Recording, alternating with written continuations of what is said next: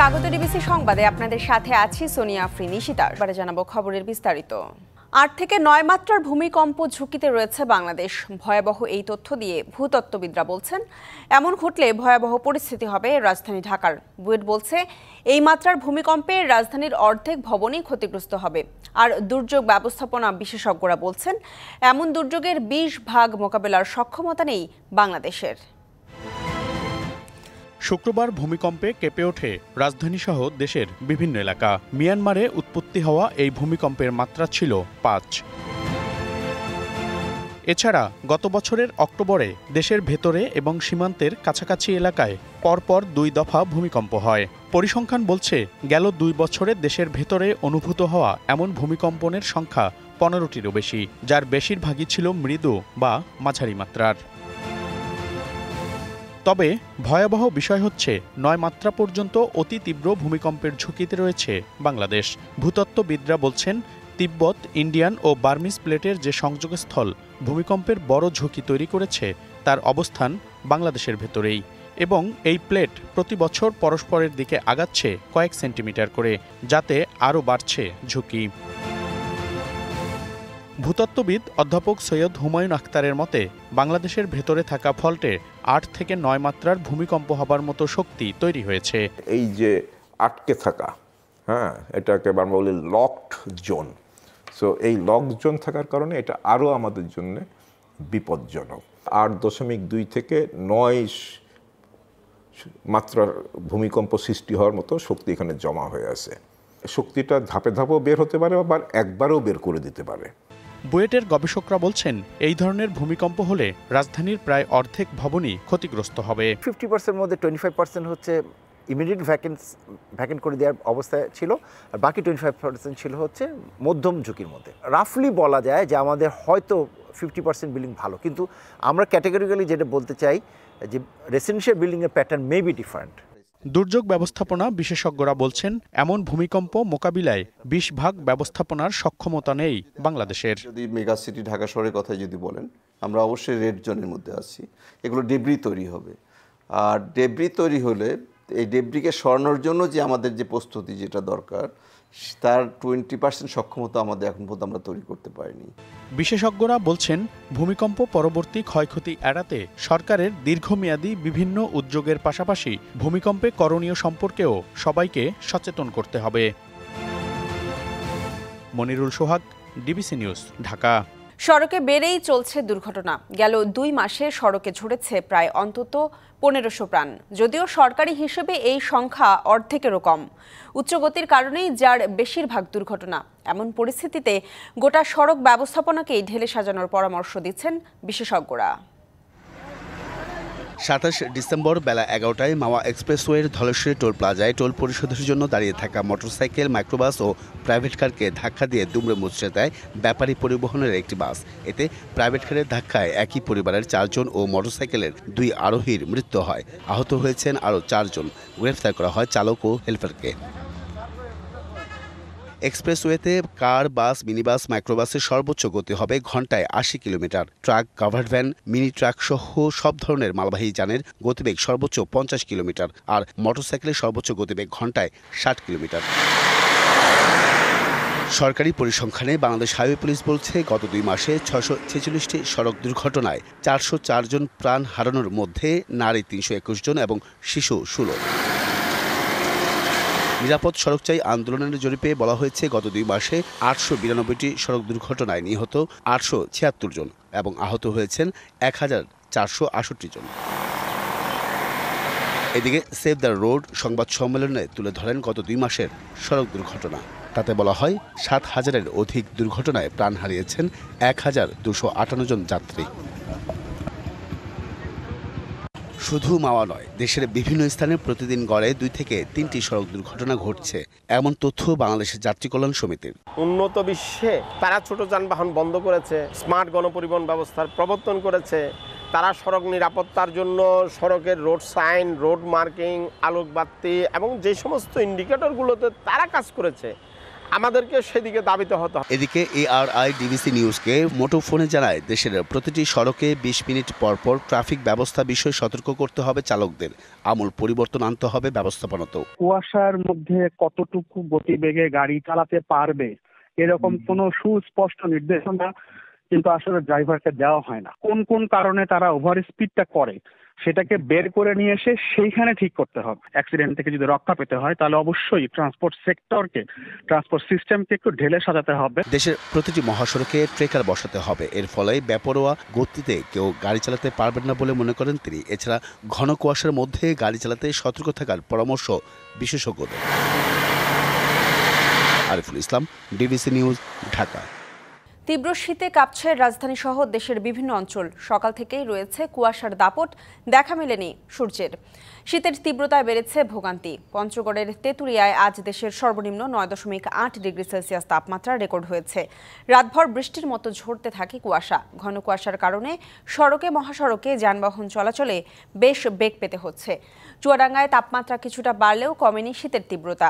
জেলায় সর্বনিম্ন তাপমাত্রা 12.4 ডিগ্রি সেলসিয়াস। হাড় কাঁপানো শীত ও কুয়াশার মধ্যেই ছুটছে কর্মজীবী মানুষ।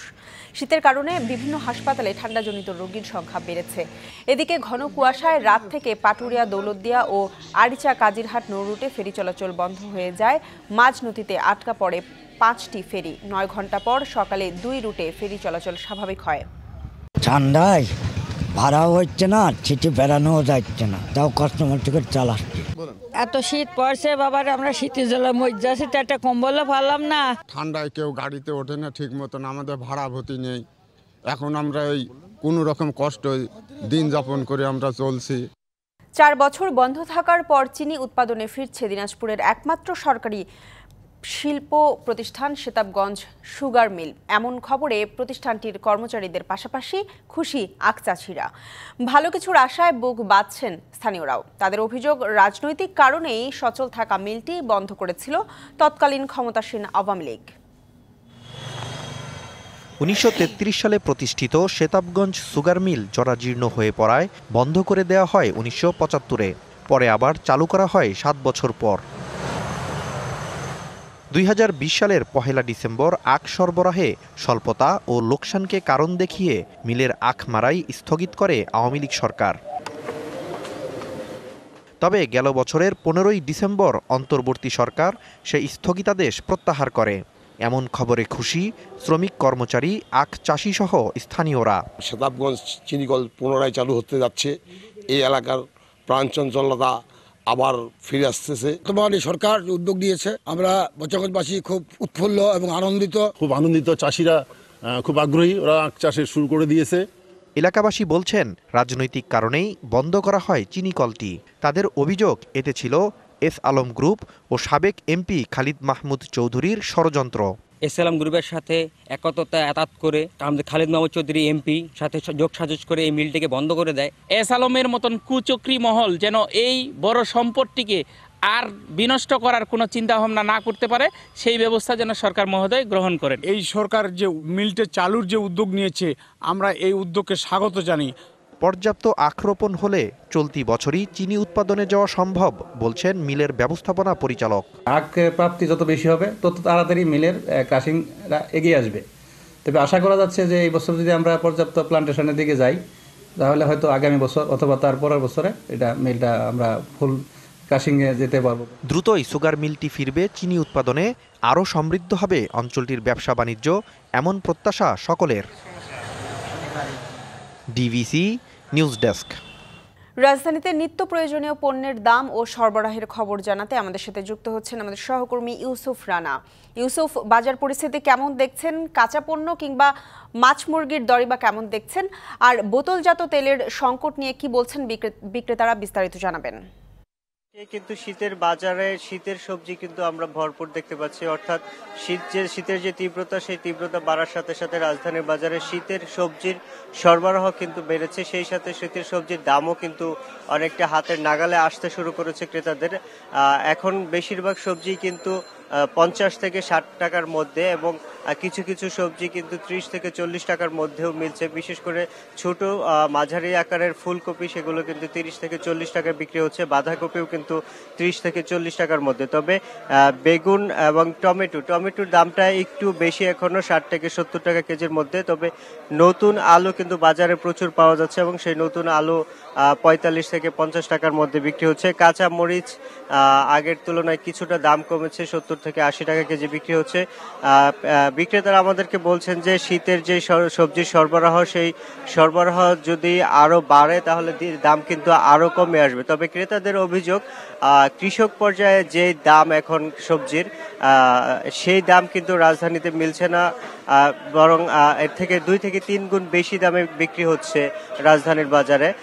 ক্রেতারা বলছেন যে সরকার যদি এই ক্ষেত্রে আরো কঠোর মনিটরিং করে এবং সরবরাহ ব্যবস্থাকে আরো ত্বরান্বিত করে এবং স্বাভাবিক করে, তাহলে সবজির দাম আরো ক্রেতার নাগালে আসবে এবং আর বেশ কিছুটা কমে আসবে। এদিকে মাছের বাজারেও কিন্তু আমরা কিছুটা স্বস্তি দেখতে পেরেছি, যে মাছের দাম কিন্তু কিছুটা স্থিতিশীল আছে, তবে ইলিশ মাছের দাম কিছুটা বেড়েছে।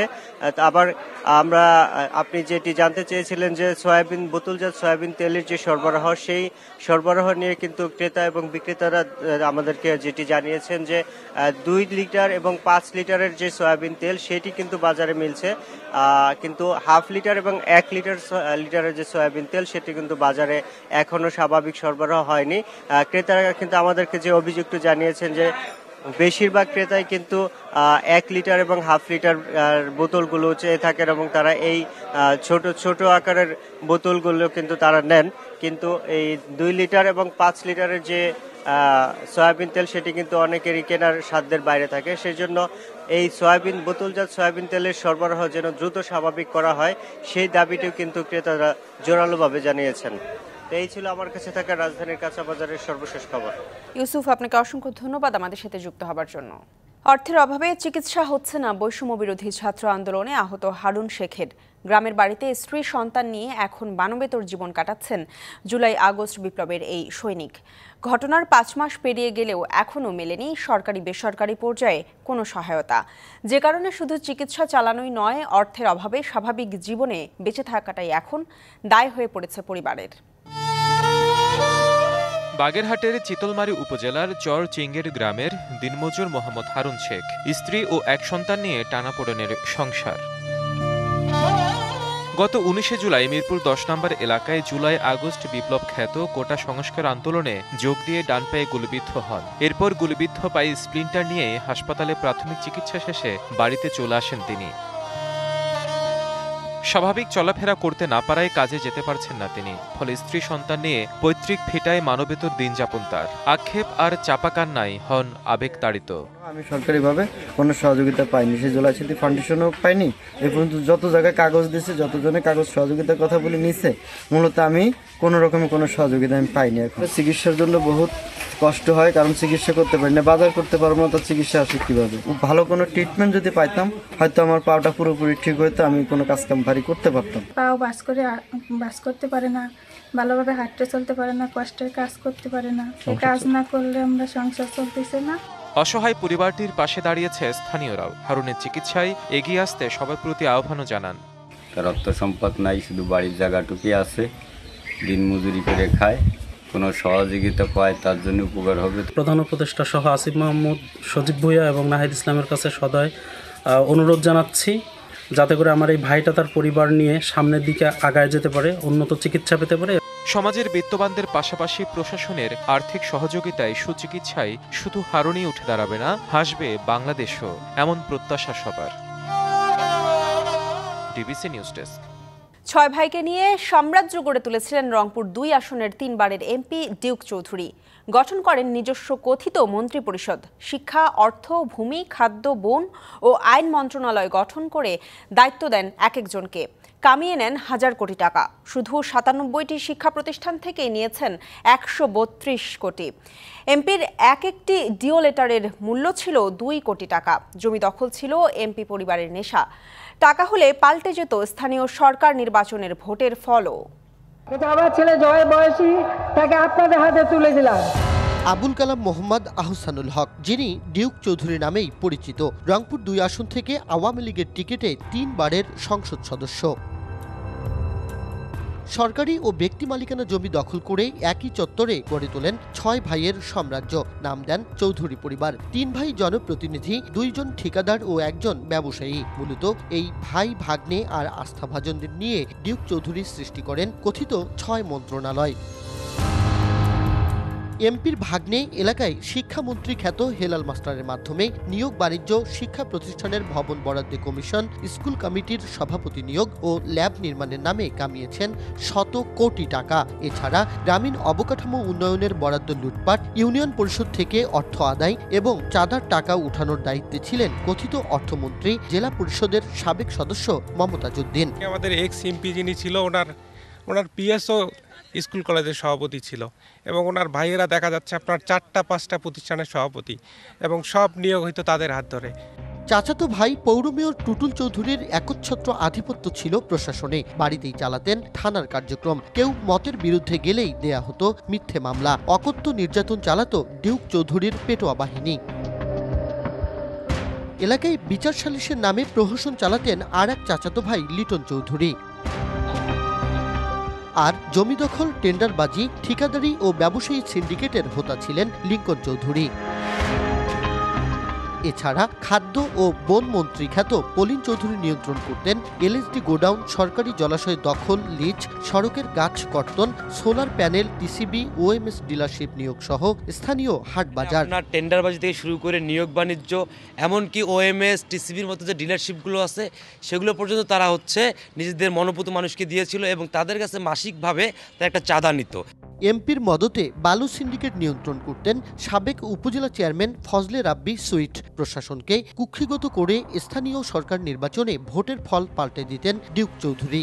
আমার নাগেরহাট থেকে ধলাইঘাট পর্যন্ত গোটাল নদীর বালুগুলো তারা নিয়ে এনেছে।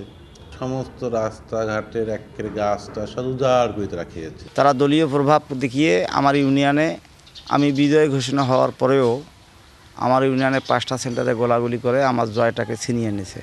ক্ষমতার প্রভাবে মৃত বাবাকেও মুক্তিযোদ্ধার তালিকাভুক্ত করেন সাবেক এই এমপি। ডিও লেটারের জন্য নিতেন মোটা অঙ্কের টাকা। 3 কোটি টাকায় বদরগঞ্জ বালিকা বিদ্যালয় ও 2 কোটি টাকায় ডিগ্রি কলেজকে সরকারি করার ডিও লেটার দেন। তখন এমপি এসে তার বাসায় আমাকে ডাক দিলেন, বললেন যে দেখেন, যদি আপনি 2 কোটি টাকা আমাকে দেন এই ডিও লেটারের মূল্য, তাহলে আমি আপনার ওই কলেজ বাদ দিয়ে আপনার কলেজটাকে সরকারি আওতায় নিয়ে আসবো।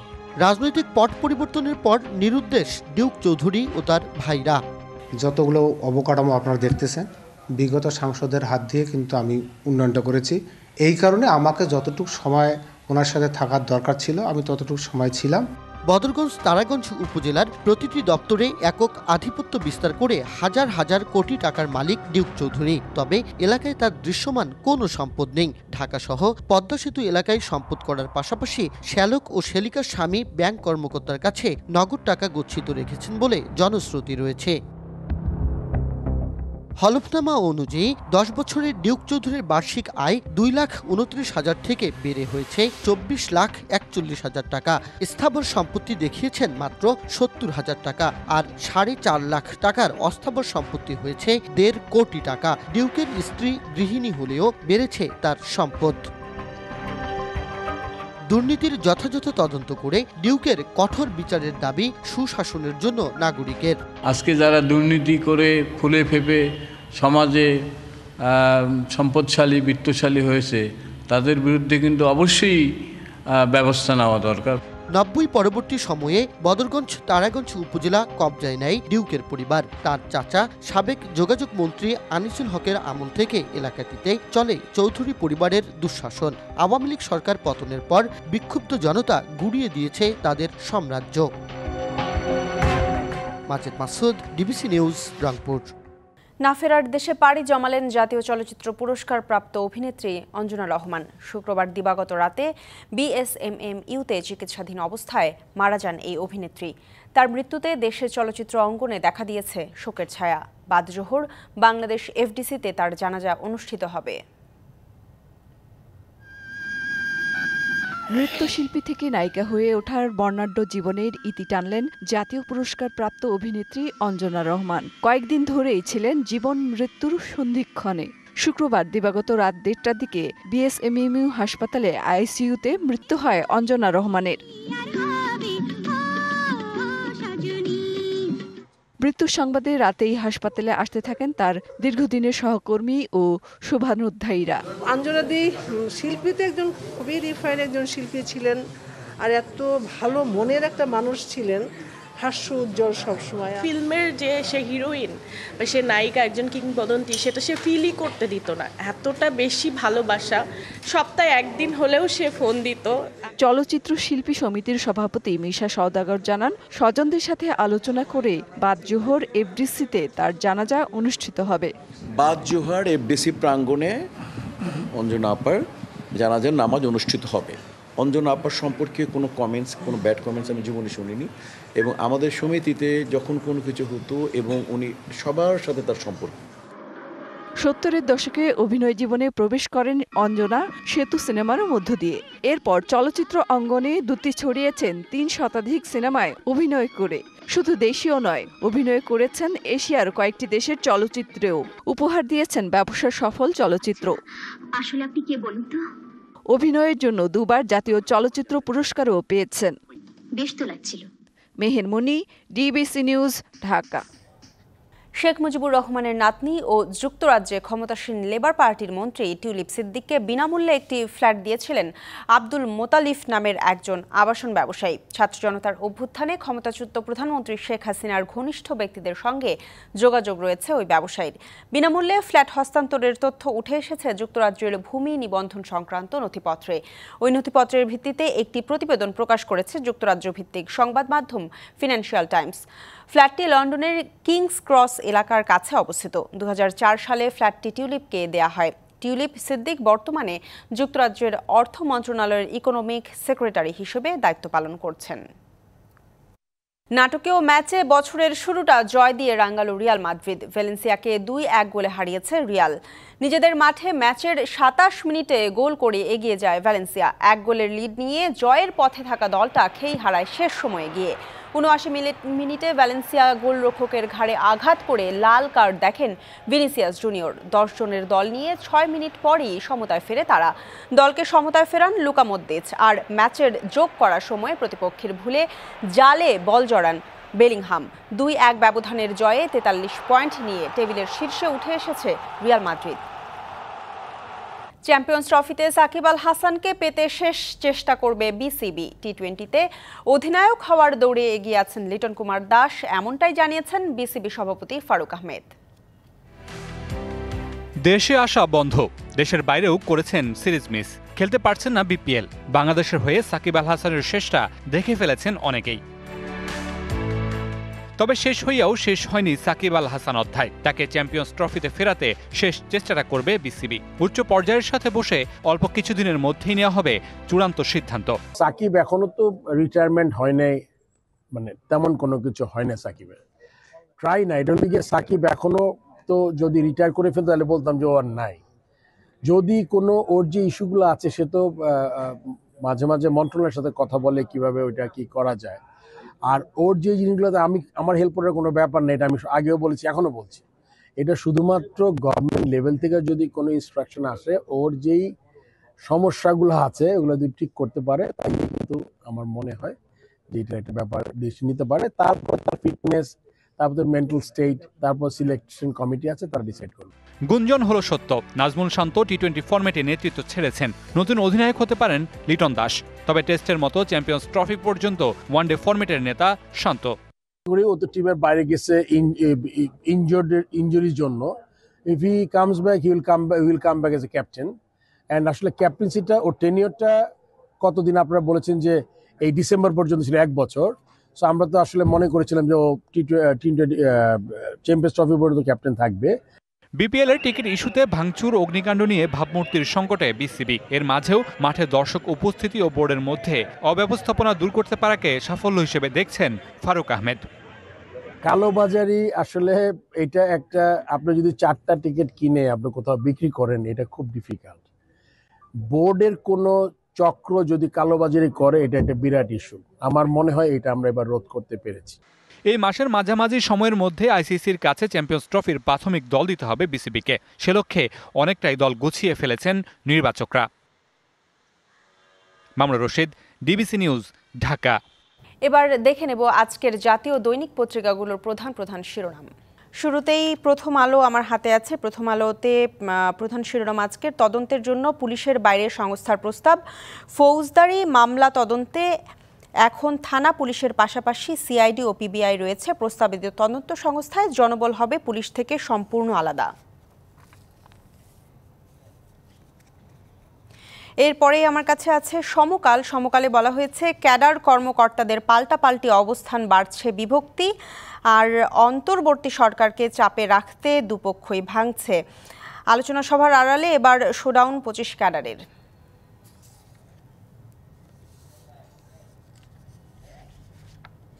পরে আছে যুগান্তর। যুগান্তরে বলা হয়েছে বহুমুখী চ্যালেঞ্জে পাতাল রেল, টানেল নির্মাণের সময় ধসে বা দেবে যেতে পারে সড়ক, হেলে পড়তে পারে দুপাশের বহুতল ভবন।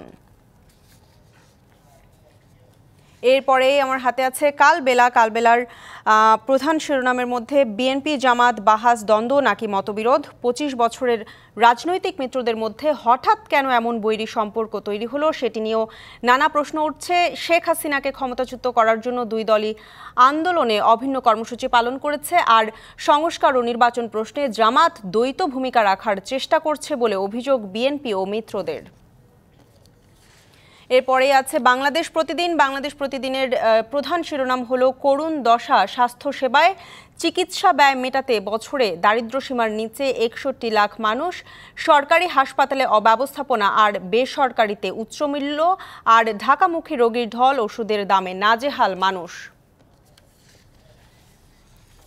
এরপরেই হাতে আছে ইত্তেফাক। দৈনিক ইত্তেফাকের প্রধান শিরোনাম হলো শীতকালীন ডায়রিয়া বাড়ছে, রাজধানীতে প্রতিদিন গড়ে 800 শিশু চিকিৎসা নিচ্ছে আইসিডিডিআরবি হাসপাতালে।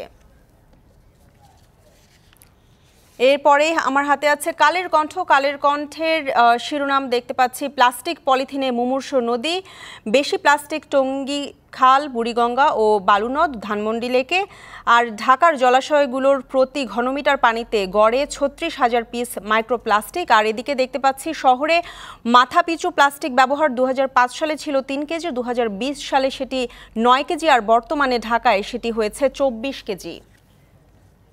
এদিকে বণিক বার্তা আছে আমার হাতে। বণিক বার্তার আজকের প্রধান শিরোনাম হলো বিদ্যুৎ খাতের সবকিছুই নিয়ন্ত্রণ হতো প্রধানমন্ত্রীর কার্যালয় থেকে। এরপরে আছে the Daily Observer. The daily অবজারভারে gas crisis halts cooking in some areas of capital. এরপরে আছে the Business Standard, BTCL is meant for telecom business but it now survives on its FDR. সংবাদে এই ছিল এখনকার মতো। ডিবিসি নিউজের সংবাদগুলো পড়তে ভিজিট করুন dbcnews.tv আর ভিজিট করুন ডিবিসি নিউজের ফেসবুক পেজ এবং ইউটিউব চ্যানেল। ডিবিসির সঙ্গেই থাকুন।